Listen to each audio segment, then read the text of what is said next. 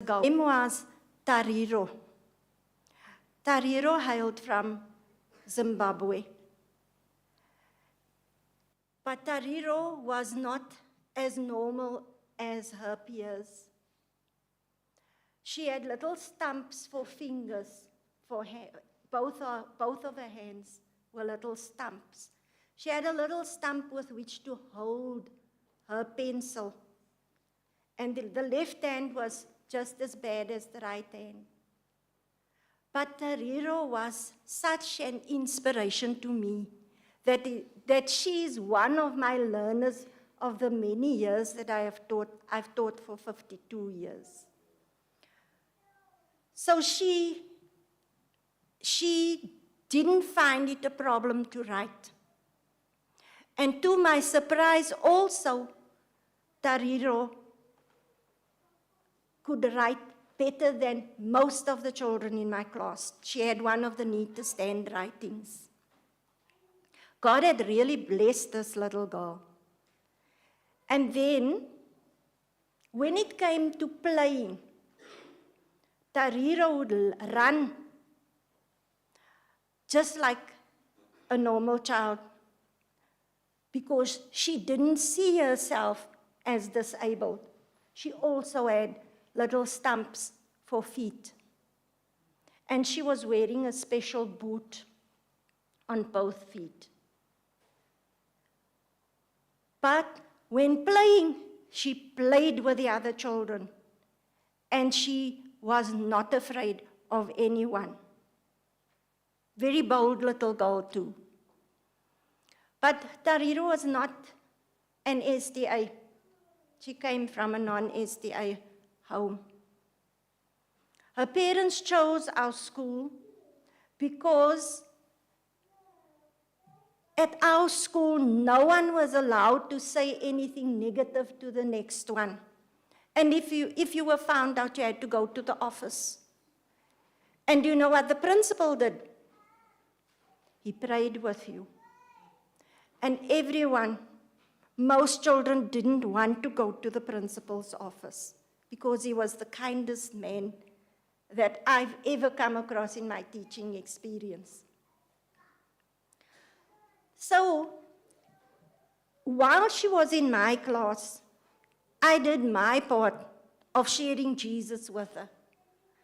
And she listened very attentively. And as Tariro went from class to class, she slowly but surely made up her mind where she wanted to be. So she approached her parents, and she was still young. She was 8 years old. She approached her parents and said, I want to come to Sabbath school. I want to attend church on a Sabbath. Both parents were not SDA, but they came along. The father used to bring her regularly. Every Sabbath, Tariro was at church. Now, what was so nice about the Riverside School was that the church was right there on campus. So, now, sometimes we also went out with the kids to the swimming pool, to the public swimming pool. And I didn't tell you that she had one artificial leg. So when we got to the swimming pool, I watched Tariro and I wanted to see what she was going to do at the pool now. But she was wearing a swimming costume. And she went and she sat down flat and removed the prosthesis. And then she went closer to the pool, and she went right into the water just as all the other children did. And she swam with one leg. I was amazed when I saw that. And then I had left the school in 2016 when I retired. But Tariro continued in her classes at school, and when she reached grade 7, she asked to be baptized. And she was baptized. So what this story has taught me is that we must never ever underestimate our children, because her brain was clear. And her willingness to learn and her willingness to play and do everything together with her schoolmates was 100%. I don't know where she finds herself now, because I think they went back to Zimbabwe. But I know that God has blessed that family with a little girl like that. And to our other boys and girls, I want to say, thank Jesus you have 10 fingers and 10 toes that are normal, that you have 2 legs to run around with. And if possible, nag your parents to send you to an SDA school, because I've been to many of them, and I've taught at a few of them, and I loved every bit of it. And I saw how happy our children were there. We say thank you for the mission story this time, Courtney, and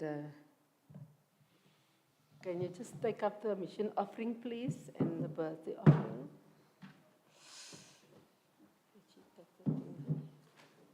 Courtney? Oh, okay. Never mind.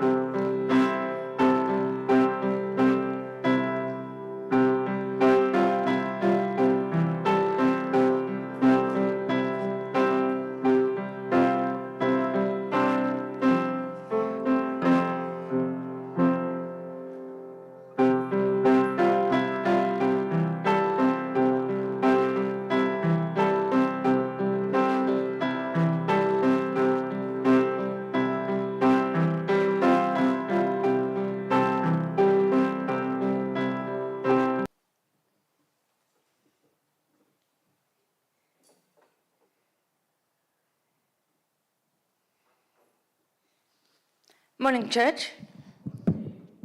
Happy Sabbath to everybody.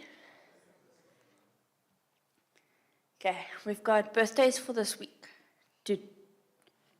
Today we've got Roshini Nayu,